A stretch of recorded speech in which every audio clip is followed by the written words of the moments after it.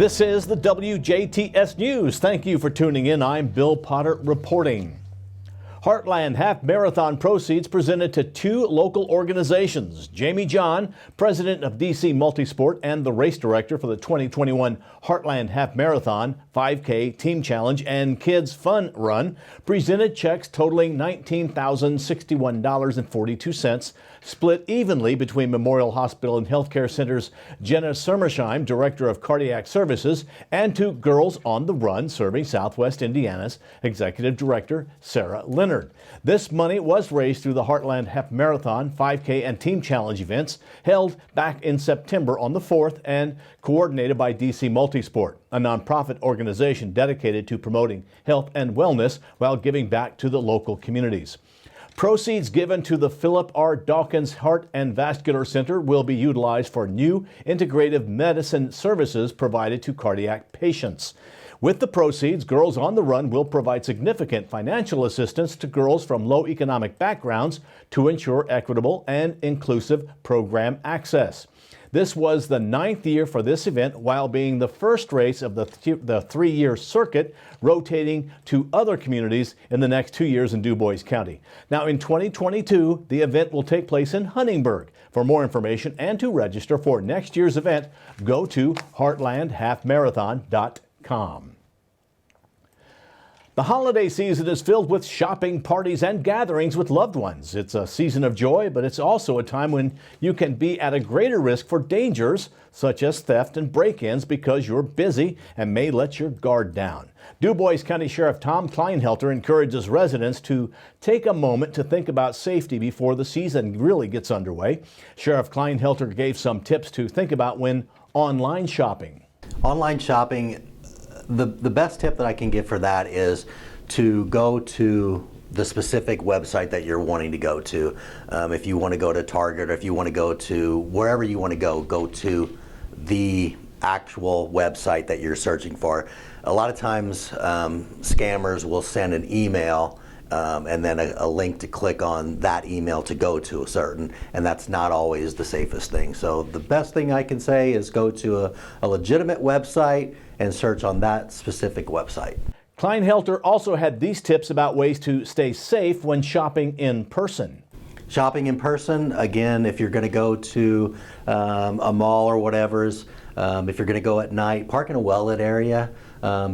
Observe where you're parking, know what's around you, keep an eye out on what's around you. If you go to a mall, or even locally here in town, if you're going to go somewhere and you buy something and you're going to go make another stop, is put the items that you bought into the trunk or hide them somehow. And if you don't have a trunk, take a towel along, put a towel over it or a blanket, just so that it's if somebody walks by and they can't see what's visible inside your car. Remember to keep these tips in mind this holiday shopping season. The latest COVID-19 numbers have been released for Indiana. Here is Peter Marshall with the totals.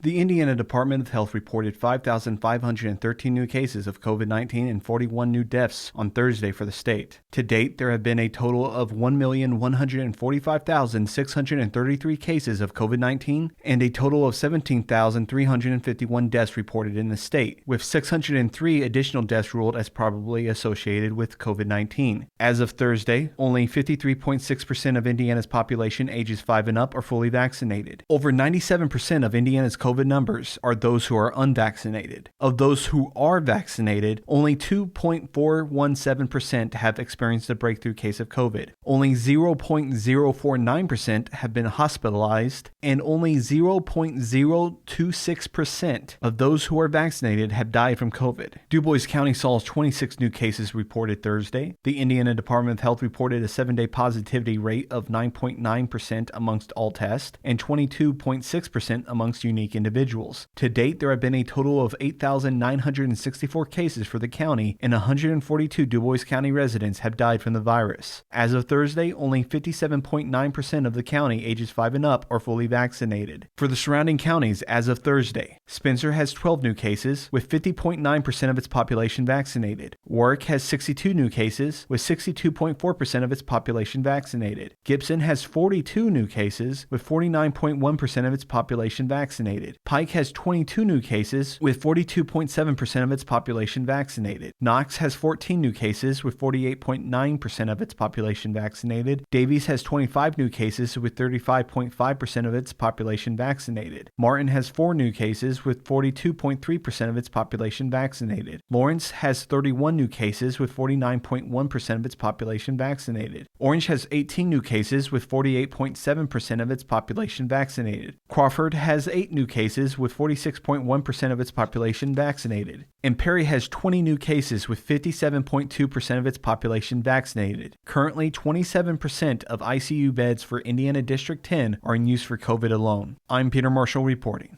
The current recommendation from the World Health Organization, the CDC, and the Indiana Department of Health is to get vaccinated. The higher the percentage of population that is vaccinated, the safer we all will be. Booster shots are also available now.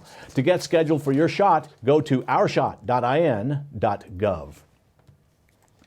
Indiana U.S. Senator Mike Braun is declaring victory in his battle against President Biden's vaccine mandate.